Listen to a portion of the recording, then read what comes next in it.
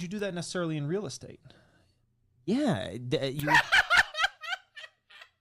And your idea for building your portfolio is to load up on Fubo TV. Business fundamentals for a lot of the companies you talk about are deteriorating. The guy doesn't know what he's doing. Jeremy, you can't resist talking about me. I'm starting to think that you're in love with me. And just know that I'm in love with you. Well, welcome back, everybody. We've got a special guest on today, the world famous Rob. And Rob wants to debate me. He wants to tear me apart, embarrass me, and make me into an idiot. But I already am an idiot, so it's not going to do anything. But Rob, please introduce yourself, and then I'll let you kind of take the lead, and we can talk about and debate whatever you want to debate. You there? I'm sorry, I got some echo going on here. You're like repeating yourself, 10-second delay going on. We got some technical difficulties here. How about now? Can you hear me like as I speak now? Here, let me turn off my camera. Is that better? Try again. Is that better? Hello? I think so. Okay. We'll take the lead, buddy. What do you want to debate? All right. Well, first, I think the video on... Oh, no, it's still not working here. Try turning off your camera.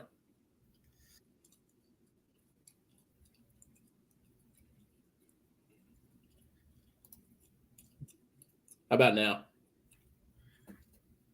All right, yeah, that seems to be working. Well, this is a wonderful debate. Two circles talking to each other. No. I still got it. It's like on a 10-second delay. All right. Why don't you try it on your cell phone? So if you click the link on the cell, it should work.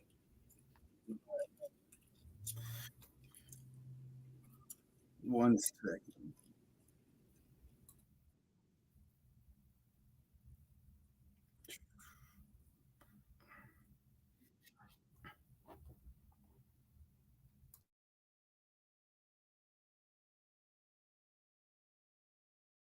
All right, it's loading.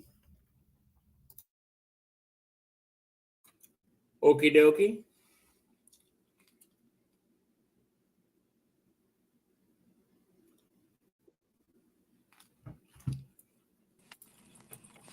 Hey, they're saying you have a tab open with YouTube. Maybe that's the delay. Oh, shit. Yeah, my bad. Yeah, I mean, you can stay on your cell, or we'll do that.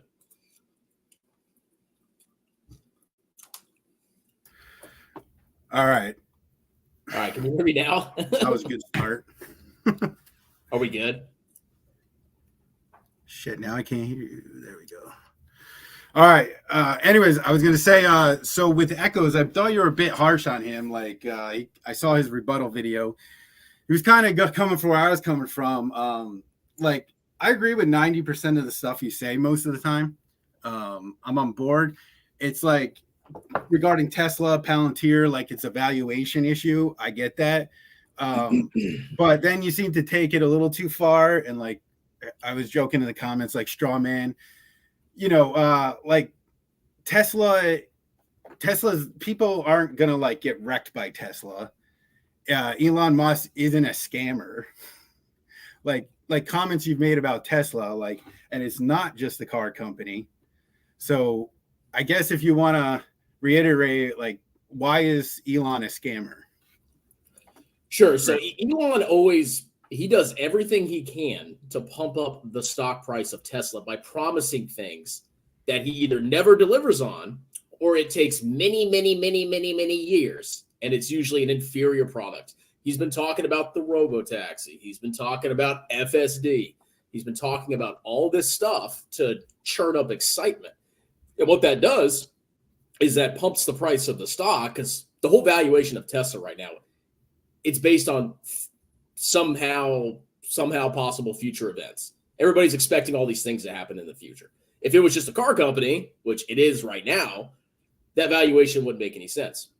So it's all about the future. And Elon is feeding that dream. And by doing that, he's keeping the stock price very, very high, which he can then use as his piggy bank to fund his stupid projects like selling all the shares to buy X or whatever other crap he wants to do.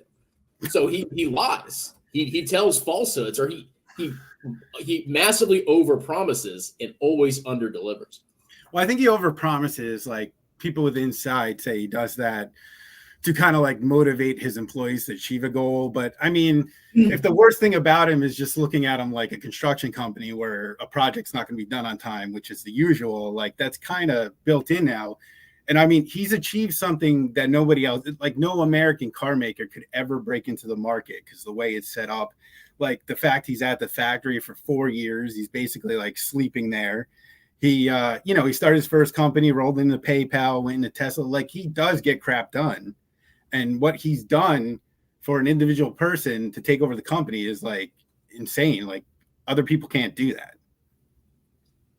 Yeah, I mean, I'm not saying he is a hard worker. I never said he wasn't a hard worker, but he does. Sorry to cut you off. I don't feel like he's grifting though. Like, obviously he's rewarded shareholders. Yeah, he is grifting because he's telling things that he knows aren't. He's saying things that he knows aren't true or are not going to be accomplished in the time frame that he says they are. Because the whole point of Tesla's valuation is that we're going to have all these crazy things in the future. If it was just a car company, the stock price would collapse. So he keeps coming up with these new things. Oh, we have a robot now. So he's got this robot that he had the idiot dancing on the stage. Now he has like random videos of robots. Well, yeah, I mean, the thing is though, like they have made big progress with it. Like it's only a year old. If you look at it, it barely could stand up when it first came out. And now it's walking, doing like yoga. They spent a lot of time like developing the hands on it, which is a big thing. And like if you compare it to Boston Dynamics, they've had like a dog for like over a decade, and all it does is like pre-programmed crap. Like the Tesla robot can actually like fold clothes now with its hands. Like they're trying to accomplish something that hasn't been done before. Yeah, but do you really think that's? And then how is it just a car company? Like, what other car company sells something like solar panels or megawatt packs? Dude, I mean, sure, they have side businesses, but right. So then it's not just 5 to 90% of their revenues come from car sales, and it's been that way. Well, it's not 90 now; it keeps going down. It was higher. Now it's very like slowly. Right? Very. Yeah, I mean, things take time. Like it took them a while to ramp up the Tesla cars, but okay, so it's a car company with a little bit of power packs. So that's like a startup company that has no revenue and they're trying to make like some type of software. You want to call them a software company just because they don't have sales yet? Like if he's spending I call that a clown stock, but I mean, if Tesla's spending billions on R&D and they have prototypes, like they're not just a car company, they're doing other things. No, but everybody makes it seem like they give the impression that it's like this great big ETF that's super diversified. It's not. No, but that's what I'm saying. That's where I'm with you a lot, but then I think you go too far and then you just minimize it too much. So, but you're saying that you're basically saying like that extra 10%, 15% of other revenues. Well, they have optionality that other companies don't have. They have a bunch of different streams they could go to take the company. Like Amazon started out with just books, right? And then they started selling other crap, and then they went into AWS that they stumbled over. Like, if people want to bet on Elon developing something new and taking it further, I don't think that's a crazy bet because he's proven that's what he's done throughout his whole life. It may take a little in some scenarios, yeah, he's succeeded, but in others, he's clearly failed. That goes back to my other point overall. Like, we're supposed to have this stupid robot, Well, that goes to my overall thing. Like, I think Jeremy is an absolute clown, right? But then there's other guys out there, like say me, Kevin, Everything Money, whatever.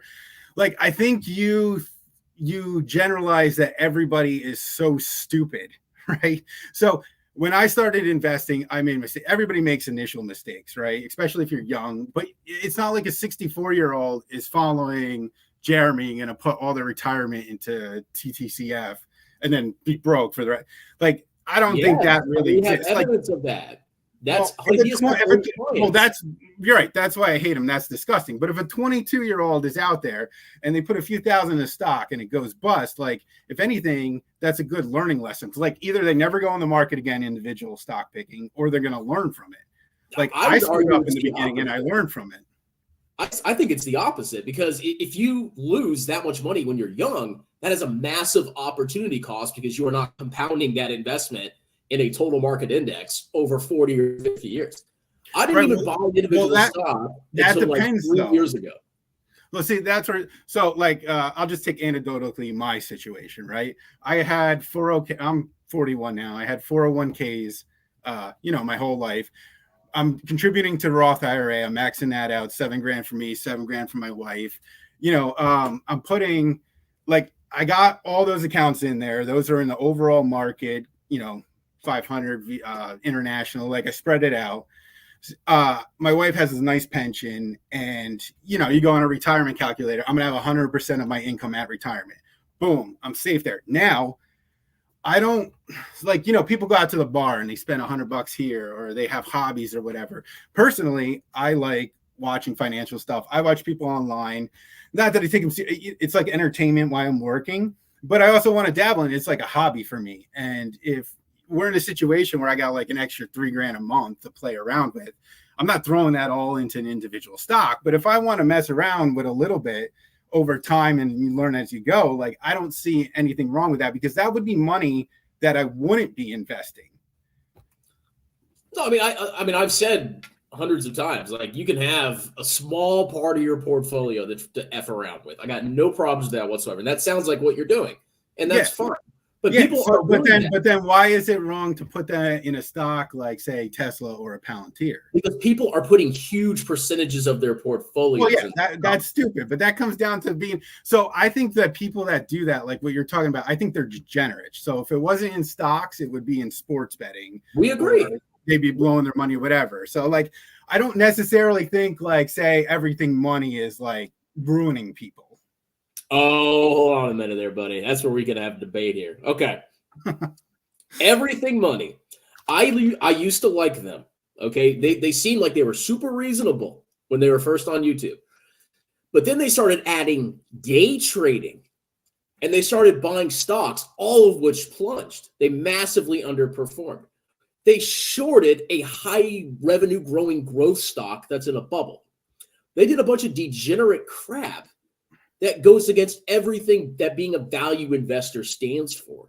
Right. But like they say not, obviously they say not to follow them though. Like if you follow them, you're just an idiot if you're doing your own. Dude, come on. I mean, so the whole point is they have a process, and that process helps you do well in the market over the long run, to beat the market hypothetically. But yeah, I mean, I'll be honest with you. I am in the basic thing, so I get like their little DCF calculator and all that, because for me, like I know you can do it in Excel, I could do it too, but like I don't want to pull in the information for every single company and type in it. Like I want a quick, like dirty way I can like screen it. That's basically what I use it for.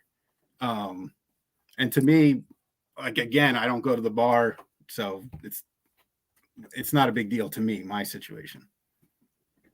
I mean, if you just use it for fun, I'm fine with that. But like everything that they say they are is fake. Like a value investor does not sell a naked call on NVIDIA. A value investor does not day trade. And then you hear the garbage that they say. Like I remember Mo was in a video, slow Mo, and he's like, "Oh, I get a 12% on my stocks, then I get an extra 3% per year on day trading, and then an extra 1% well, on." I would never do day trading, but yeah, but they claim to be value investors. They're not.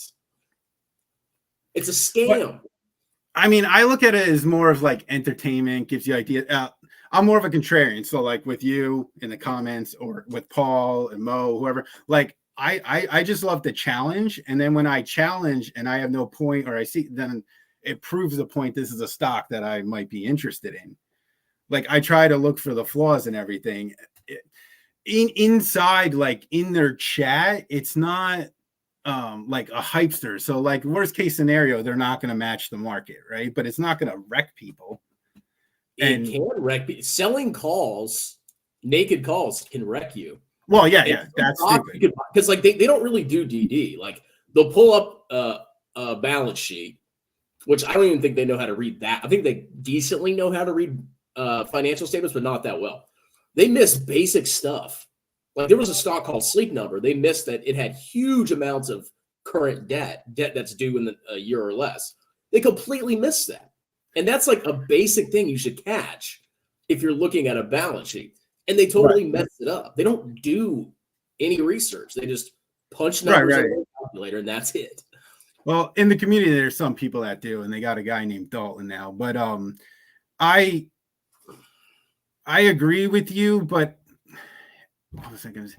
I want more to be pro stock picking. So like when we're looking at stocks now, I think the large caps are obviously overextended. Everything seems overvalued to me. So like at the moment, I feel like small caps are the area since the COVID dip that have not caught up yet, right? But like when you're investing in VT, you're going to have a lot of garbage companies in there. When you're investing in like the Russell 2000, because you want to hit the smaller companies, there's a lot of garbage in there. And half the companies in Russell 2000 only exist because they're in that ETF or index.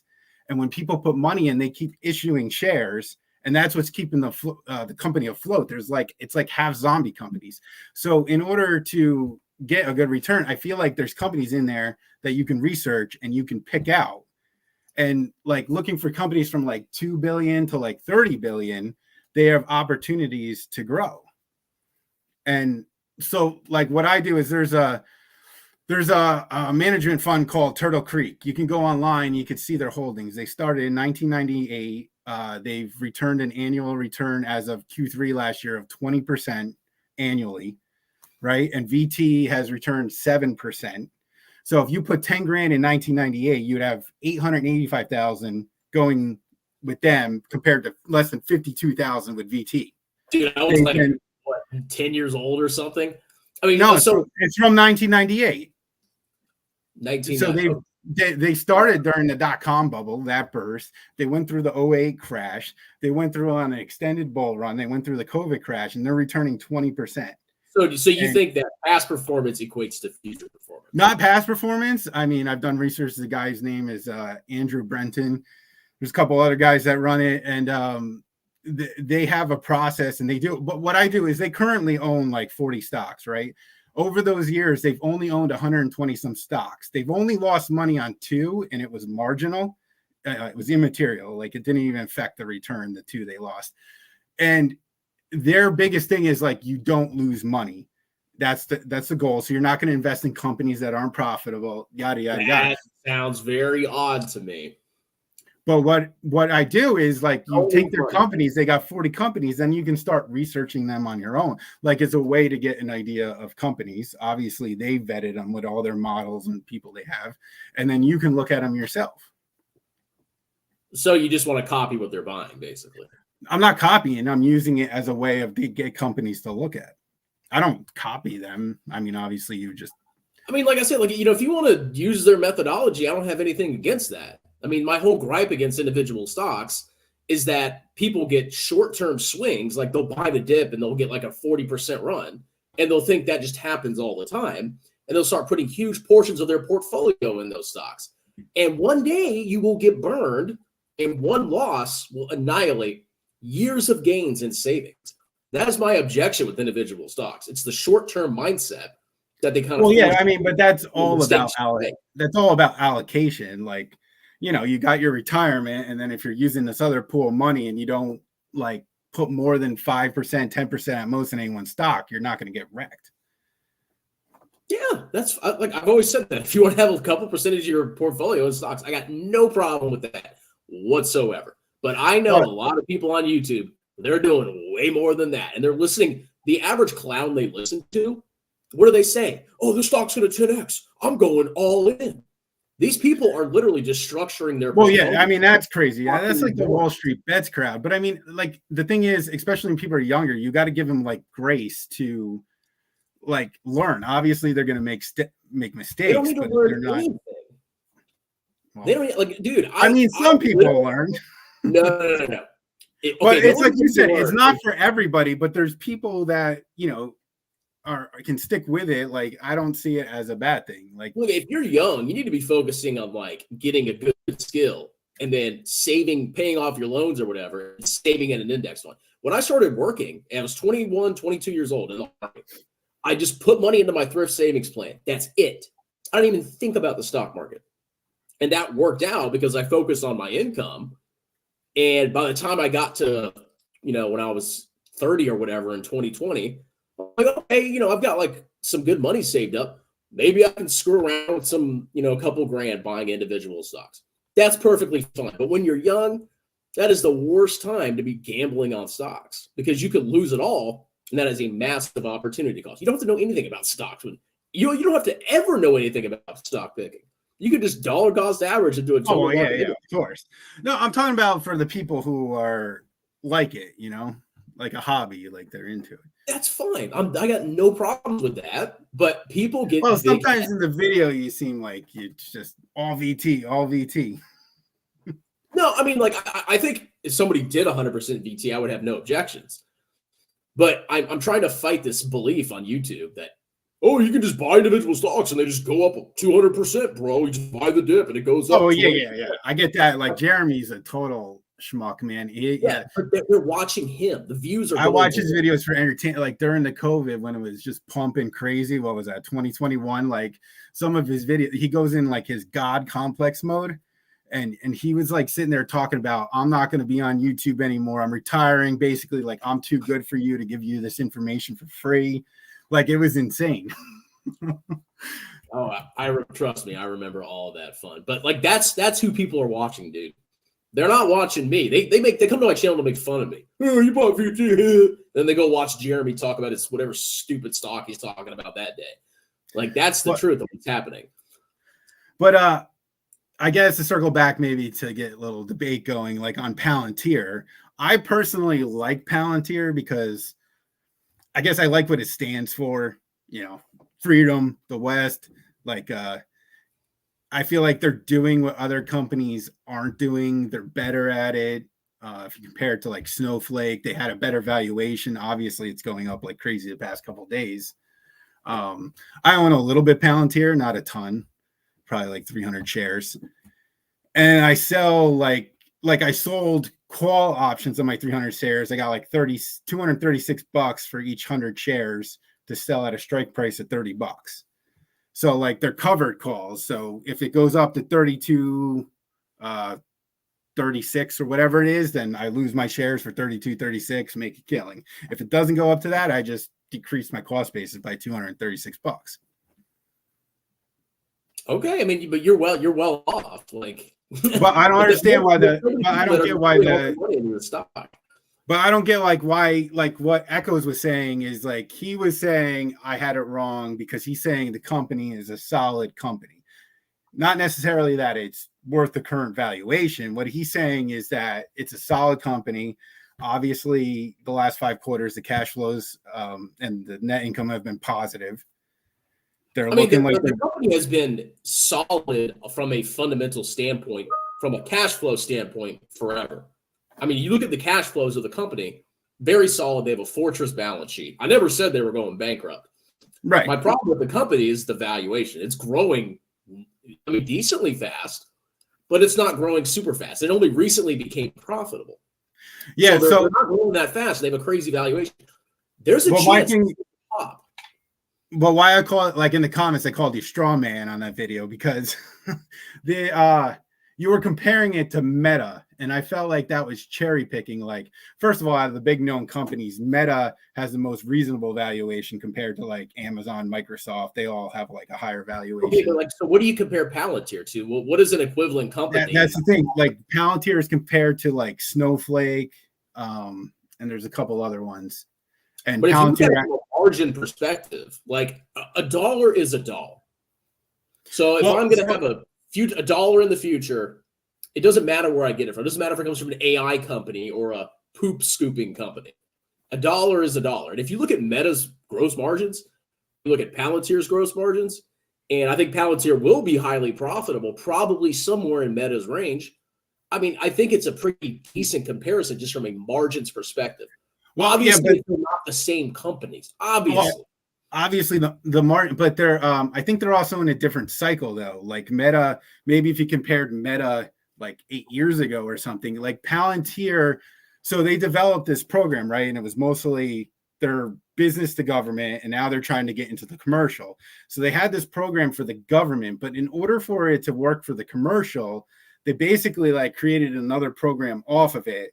And when they do what's called a boot camp, and they gotta, so like my company, if I want them to use Palantir, there's like a 6-month boot camp. They got to have an engineer come in and they put up the system and they show you how it's work. You know, they have to customize it towards your business. And then they have to show you that it efficiently saving you money, whatever, as a company. And then my company would start purchasing it. But then it's very sticky. Once I'm a customer and it's in there and I'm using it, it's just going to be there for a long time. But there's a lot of like upfront cost on that.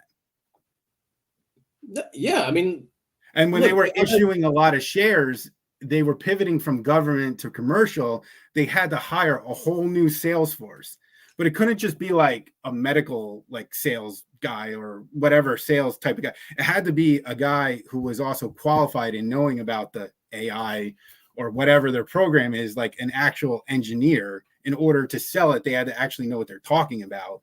Yeah, so but they were hiring top salespeople, and they were issuing shares to these salespeople to get them to come. But they're scaling back on it. Once they built out the staff, though, this is like all upfront cost. Yeah, I know, but you as the investor are the one getting shafted because you're owning fewer. So that's the other thing I wanted to discuss, like from like an accounting perspective, right? Like, so all companies issuing shares aren't equal. Like if I'm Palantir and I issue $10 million worth of shares, the date I issue those and it goes on my balance sheet as cash, my market cap now goes up by 10 million, and the investor didn't lose out at all. So it depends what they do with that money. If they invest that money and they're getting a 30% ROI on it, issue all the shares you want, because your company is going to go up by that much. Well, if the return of the future project is higher than exactly. But that's if they do that. What are they doing with the cash? It's just sitting on the balance sheet, paying interest. It's not doing anything. So what are they doing with this cash? What project? The cost of capital. There is no way that the interest income covers the cost of capital. There's no way for Palantir, because they're not doing anything with the cash. It just sits there. And it's been there for a long time. That's why they were GAAP profitable before they were operationally profitable. And then eventually their stock-based compensation expense started going down. And then eventually they started to go into operating profits, which has happened the last quarter or two. Right. I got but what I'm saying is like Tesla was stock. Like Tesla was issuing a lot of shares, though. Like companies, when they're in their initial growth stage, that's kind of what they do. They issue shares. It's a way of like, if they're going to issue it, if they're going to issue shares, get the money, use it to get a good ROI. I'd rather them do that than take debt on and pay interest on it. And then in the future, the debt is cheap. And then in the future, they could do buybacks. Okay, but what if debt is cheap? I mean, there's different ways to finance a business. Sometimes, because the problem with issuing shares is that it lowers your earnings per share. I mean, debt does too a little bit because you're paying interest expense. But if interest expense is super low, but you keep fewer shares, maybe you get more earnings per share from issuing debt. So it's how but the thing is, but what I'm saying is, if I'm a 10-year investor, I get in day one, then they're going to dilute me. So their EPS is going to go down, stock price goes down.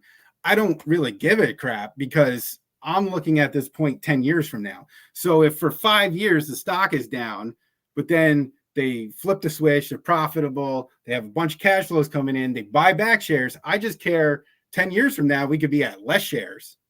And then they use that to gain much more cash flow. That's too far to predict for a company. I mean, like for a market, for a country, you could say, okay, in 10 years, we'll probably be better off. Right. Well, you don't know the future. You don't know the future for anything, but at some point, like, what's more certain, an index being higher or a company being higher? What was that? What's more certain, an index being higher or a company being higher? Oh, I guess an index. 100%. So it's like, why take the risk? I mean, like, okay, even if Palantir does 20,000x, it will be in the top of VT. But this is my point, right? Because if you got your retirement set up where you're comfortable, you're going to have what you want, and then you got the excess cash, you can take these risks. And if they don't work out, you're okay. If they do work out, then you might get to retire like 8 years earlier.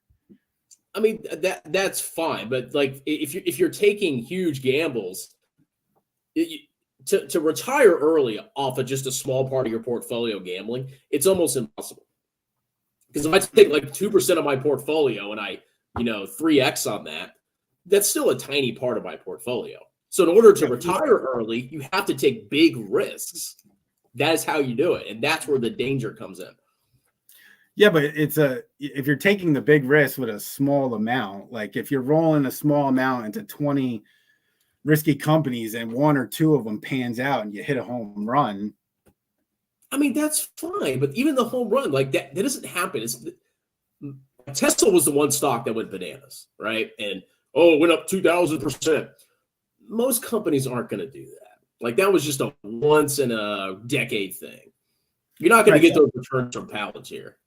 I didn't buy Tesla for a long time. I bought Tesla in like 2018, 19, like right when they were coming out with their Model 3. You could see on their financials, like they were losing money, but then they're losing less. And you could see in like a few quarters, they were going to turn profitable.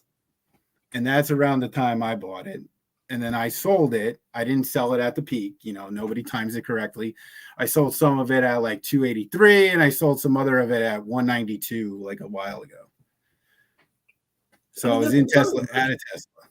I got no problems with that. I'm just saying. I know, but when you come on the videos, you kind of bash Tesla, you bash Musk, you say it's a clown. Okay, well, my personal opinion is that Tesla is insanely overvalued, and I think Elon Musk lies a lot.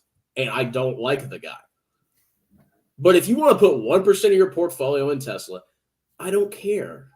That's fine. I mean, 1% of my portfolio is in Tesla, sadly, but it is. I got nothing against you playing around with it a little bit, but I mean, perfect. And then the other thing with dividends, right? So I kind of just wanted to discuss with you, see if I'm under the right train of thought. Like, so, everybody says dividends are double taxed, right? For a C corporation, yeah. Yeah. But I feel like everything is double taxed, even if they didn't pay the dividends. So like if you're paid, if a stock's worth $10 and they pay out a 10% dividend, the stock's now worth $9, you got paid $1, right? You're taxed on that dollar, the dividend tax. If it stayed in the company would stay worth $10, and you sell the company, then you're taxed on that $10 that dividend. Like you're either going to be taxed on a dividend or capital gains. Yeah, but I can hold the stock. It's just later on you're taxed on the capital gains. You're double taxed on those. But I can hold the stock for 40 years. I don't have to sell it. Whereas the dividend, every time you get the dividend, which is like what, 2 times, 4 times a year, you're paying tax. I get that in certain situations, but eventually you're probably going to sell a stock unless you hold forever, which I think, But I've had these decades of tax drag holding me back.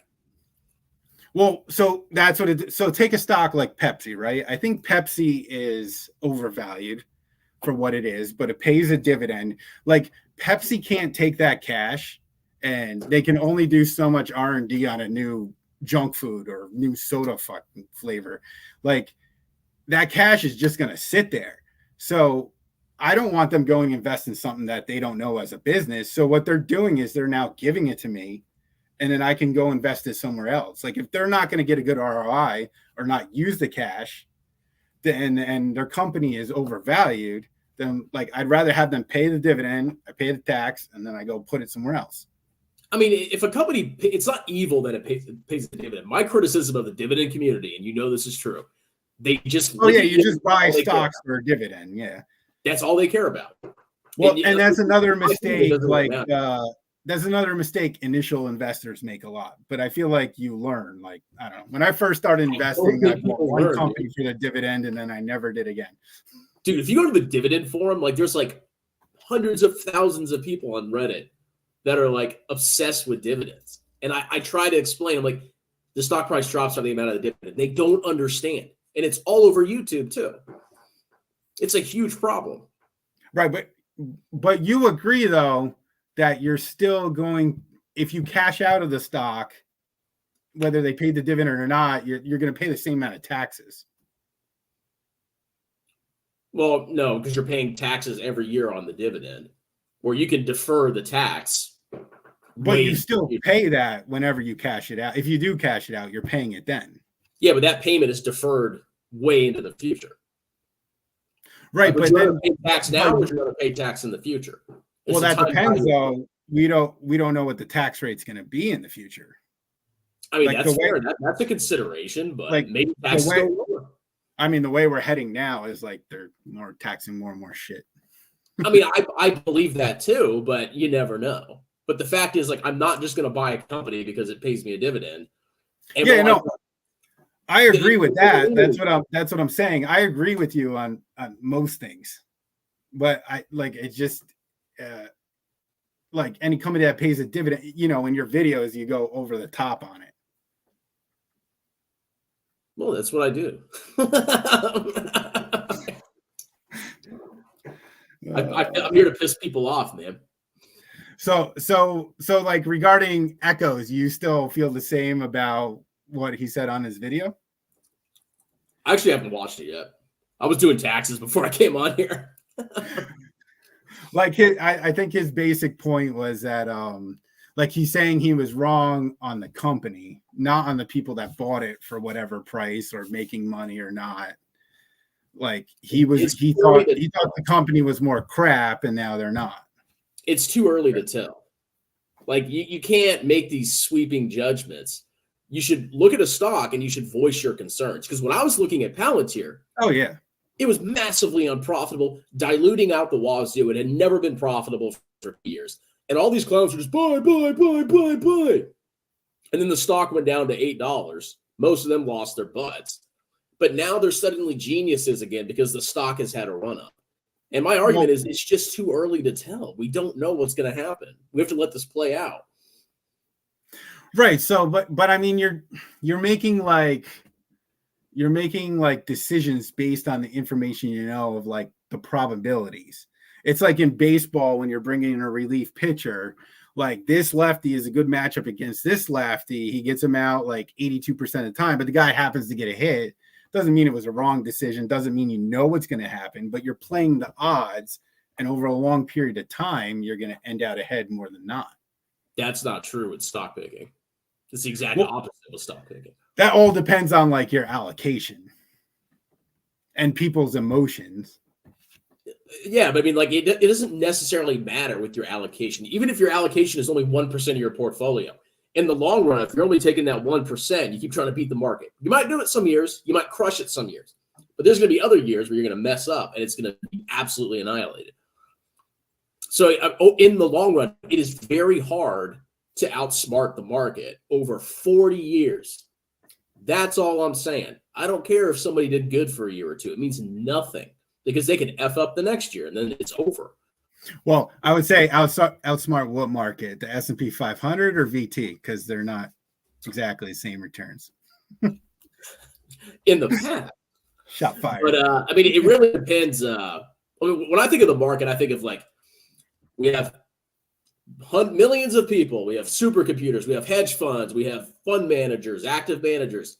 We have all these people looking and researching these stocks and making predictions about the future. That's what you're competing with. So when a stock's price is determined by the market, it basically reflects the current wisdom of the market at that time. That's why that stock is priced that way. Buyers and sellers have determined the price based on the market's consensus of where the company is going to go in the future at that time. Yeah. So you're basically saying, I know something about this company that the market, all these researchers and all these guys that are setting these prices, I know something about the stock that other people don't know. I can outsmart the market. Because sometimes I think what happens to people is a stock goes bananas and it could have just been pure unadulterated luck. But people attribute that to skill, like Jeremy. He thinks he's a genius because he bought Tesla. He's a moron. Oh yeah. He was like, And that attitude destroyed him in 2022. He got nuclear annihilated. So I know another video you said something like 20% could beat the market. I think that's high, but probably even admitting that. That's the Pareto distribution. I think it's a lot less than that. But a lot. I do think that some people can beat the market even over a longer period of time, or at least be very close to the market, because I don't think the market's fully efficient. Like all these Wall Street people, they're short term. The average stock is only held like a few months. Now people are trading. Wall Street is trying to make their numbers for their clients each quarter look good. They're only looking like 6 months out. Yeah, but sometimes they have legitimate concerns. Like if a stock plunges, I think most people just say, "Oh, well, it's time to buy the dip." Right. Well, that's how you gotta research to come in. And I think I think the more retail people that come in though too, like you're talking about, with Robinhood and everything else, that will allow for more mispricing, especially if you look at the non-sexy stocks. Yeah, but the prices are being determined by people that have way more ammunition to research these companies. As retail investors, we're basically have you met some of the Wall Streeters? Like some of them are freaking stupid. Yeah, so some people are in a market. You have all sorts of people, but over time, the market kind of figures out where a stock is going to be priced. You might have like temporary imbalances, but in the long run, they're going to figure it out. Like they're going to figure out Tesla's a clown stock. Right, but like that Turtle Creek company that I was telling you about, like one of their things they look at, especially in a smaller company, like amortization in the company. So like it's lowering like their net income, right? And it's making it look like their margins aren't as good. But that's shit that's just being amortized. And once that's over, like their cash flows are going to be high. Like there's way to look for companies like those too. Amortization is added back on the statement of cash flow. It's a non-cash expense. Right. But it's an accounting. Yeah, I'm talking about when you're looking at like PE. So people look at the PE of a company. Yeah, or their EPS. But they also lower than it really. It's lower than it really is, though. Yeah, but people know that. Like, you think these analysts don't understand amortization? They do. They're stupid. Like you think amortization is like the key to linchpin to outperforming? No. I bet you 90% of the people in the market don't understand it. Yeah, of retail. That's what I'm saying. Retail has no chance, or very small chance. That's all I'm saying. I'm not saying you can't beat the market. Statistically, there is a retail investor that's going to destroy the market, but the vast majority will not beat the market. 100%. I agree with that. All right, so we got one more topic. What do you want to cover? Oh man. Well, I guess I'll just I'll try. I'll have a go at your VT. Yeah, that's what everybody wants to hear. That's the thing you're known for. So I try to have the best go I can at it. I mean, you're never gonna you can't destroy it. Obviously, it's not a stupid thing to do. But obviously, America, you've heard the whole thing. American companies sell all over the world.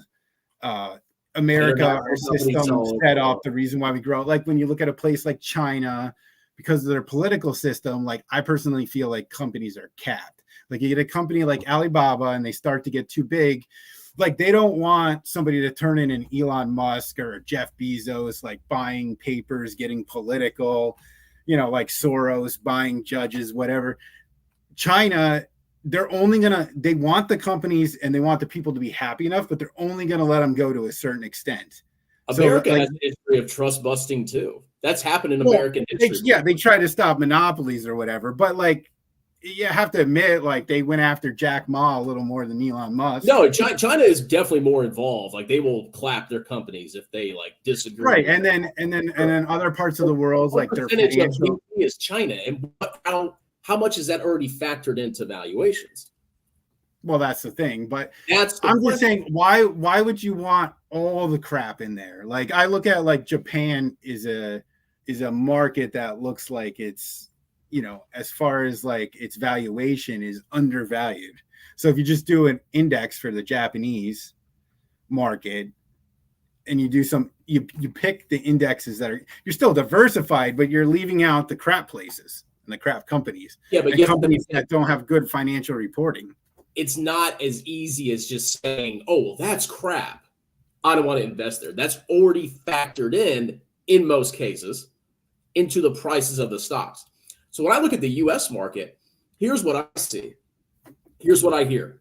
Just buy U.S. stocks, bro. U.S. stocks, bro. U.S. stocks, bro. That's all. Everybody says U.S. stock, bro, is amazing. Could it possibly be that there is some exuberance, irrational exuberance built into U.S. stocks? Yes. Oh, is there a possibility that there's irrational pessimism built into international stocks? Yes. But I could also be wrong as well. So you can't just exclude international stocks because they didn't go up as much as U.S. stocks. And you have to understand, like, this stuff is already factored into the prices because everybody already thinks the same thing. It's not as simple as like, oh, those are trash and this is good. Because if you could do that, you might as well just be a stock picker because it's that easy to determine trash from non-trash.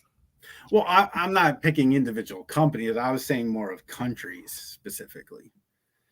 Yeah, well, then it comes to like a time factor. Like I have Japan in VT. It's the largest holding, I think, in the international ETF. Cool. I got Japan. It's weighted exactly as it should be. I don't have to worry about reallocating. I don't have to worry about countries in the future, which countries in the future are going to do better. I don't have to worry about anything.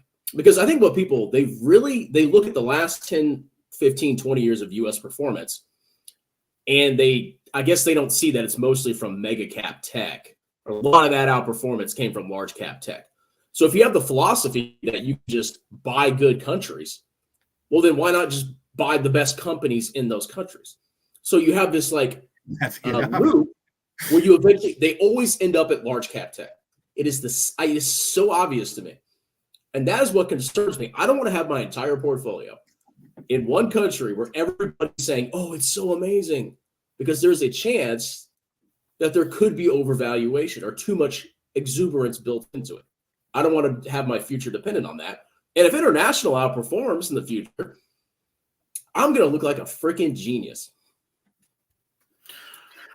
Right, but that was my point about the large tech. So, like, obviously that's weighted heavily in VT. Yeah, right as it should be.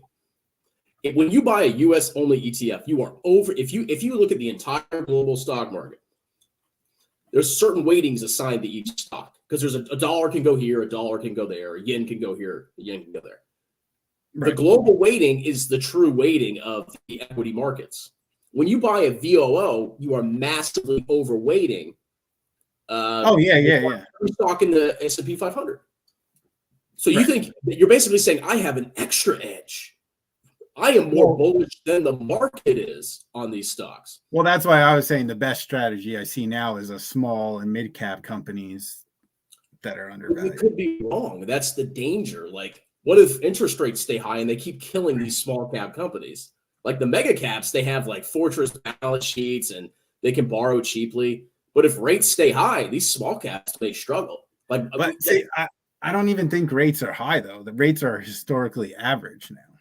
Well, what if they go up again? I mean, who knows? You don't know what's going to happen. But when you're buying these smaller companies, you can find companies that could pay off all their liabilities with their current cash. You could find companies that, you know, have a great balance sheet too. It's just smaller. But the market knows that. Yeah, but the market doesn't all like, so when everybody's indexing VT, VOO, SPY, right? That money is just filter. Everybody's paycheck is just filtering into the large caps, especially more. Like everybody's investing in the S&P 500. These companies aren't getting that money. Those companies, that's why they keep ballooning. And even when they dip, they keep getting money thrown in there. These companies aren't. They're neglected. Well, I mean, they're priced as they should be, and that's where the money flows, because the money that's flowing in is saying this stock is here for a reason because of whatever future profit it's going to have. I don't think that companies are always priced what they should. I don't believe in the efficient market theory. I mean, there's a bunch of research out there you can look up that seems to not be accurate. The market's never like perfect because it's a subjective thing. It's like it's determined by buyers and sellers. But at the end of the day, you got to like keep outsmarting that mechanism. That's where you get excess return. And when it comes to like index bubble, I don't think it exists because people can buy different indexes. And if you look at even the large caps, like look how much Meta fell. It dropped like what, 70, 80%. If there was an index bubble, that would not freaking happen. Because why would Meta drop if there was an index? Because everybody's just buying and buying or selling and selling. Those stocks wouldn't have those swings like that. Yeah, if they're in it with institutions with massive amounts of money who decide to, Yeah, so I'm like, it's like I don't have to worry about the future. I am guaranteed to hit my retirement goal. And if the U.S. stock market ever craps out for 10 years, I guarantee you what people are going to do. This is so easy to predict. They're going to find the new hot stock market, and that's what they're going to buy. And I think over the long run, that leads to underperformance. That's the issue. If U.S. stocks do great, awesome. I own them. They're 60% of my portfolio. If they suck, I don't get absolutely annihilated. I stay the course. I keep buying the world, and I trust the market over time to figure out the price of these stocks. That's it. Like it's super easy. Well, yeah, obviously, but so people follow things like sports, like women like watching drama, like Real Housewives or whatever else. Like people follow sports, they like betting on it. Like I feel like, again, it's you have your retirement, and then if you like dabbling in the market, if that's like you like watching YouTube, it's entertainment for you. You can invest in some companies. Like I don't see a problem with that. That's and I don't see a problem with certain channels when they're saying don't follow what I do. Like EM has even said how they lost money on, if you follow them, it's like, I'm not listening to everything Paul goes in. I'm just listening to it. I have learned this as a YouTuber. Whatever you say, even if you say, don't follow me, bro, they're going to follow you. Yeah, but that's just stupid people. There's nothing you can do about it. But you gotta be careful. It's dangerous. They have a huge influence. They're selling that crappy software that does nothing. And they do stupid crap that has nothing to do with value investing. So like what free software is out there where you could do like quick DCFs? I'm pretty sure people have found like free DCFs out there. And you can go to stockanalysis.com, but I would say that's actually better. Like the financials are easier to read, I think, than their crappy software. I go to stockanalysis.com. I love it. And it's free. You don't need everything clownery. Like they're kind of scammy, man. I don't know. The way I look at it is just people waste money on a lot of shit that's bad for them, do a lot of shit that's bad for them. Like me personally, like instead of buying an ATV, I'd rather just mess around in the stock market. Which that's fine. You're set. I'm talking to the dope that's like my Robinhoods and Palantir, SoFi, and Tesla. And it's like, stop. Okay. You need to like pay off your debt, max your tax advantage accounts. That's the priority. But basically, like, though, go back one last time with Palantir. Like, Palantir isn't going to go out of business. They're like safe. Like, if you invest in Palantir, if you're investing at 15, 16 bucks, whatever, like, you're not going to get wrecked with that. That's not true. It went all the way down to $8. Yeah, it was actually down even lower. I think it was 5 something. Yeah, you think most people held on to it? No, they sold it. And well, the stock, it can always go down again. It doesn't. But that was part of Echo's video. What he was saying is, yeah, people were buying it at 28, 25, 21. But then when it was going down, these people, a lot of them, were still buying in when it was 12, 10, 8, 7. So they were averaging down. So their average cost is around like 15, 16. That's what he was saying. A lot of people did a lot of things. At the end of the day, you're risking your future on one stock that has a very high valuation. Even when it hit that bottom, right? if you look at like all its valuation, it's expensive. if you're a clown and you're putting 70% of your money in it, you're risking your Which future. is what people are doing. That's Well, what they're doing. That's what like Tom Nash and Amit are doing. Yes, and people watch them. Look at their views. Yeah, because they make money off it. I get the whole grifting, but like, I don't feel that everybody watching is doing that. I feel only a small percentage of degenerates are doing that. Look, I think even encouraging those guys is wrong. They're evil, and like if you like give them credit, because like they're not buying the stocks because they think they're good. They look at the algorithm, they find the stocks that are doing well, and they suddenly become bullish on them. And that's why they're buying the stocks, so they can farm views. But they're hurting the people that are watching them. But what I'm saying, like, I know but there's certain companies that are different. Like SoFi is shit. You know, that guy that you killed with SoFi, that was funny. Like, but maybe SoFi these companies are shit. But like the people that killed Tesla, like with everything money, like I was on them with Tesla, and that's like the only hype stock like I was into. I thought it was different. I have my reasons why it's different. But when you're trying to tell somebody who's like a Tesla bear or just hype BS, it's like they're not. It's like they're the opposite end. They're not listening to the valid arguments. Well, I mean, I would think the bears probably have more valid arguments. Like, what do you think Tesla's worth currently? Dude, I have no idea, but I can tell you it probably ain't worth more than Toyota. That's crazy. Dude, yes. Look, their margins are coming down to Toyota's margins. Like it's so their margins are coming down now, but and they will stay down because there's more competition. Right. Well, no, they're killing the competition right now. They're not.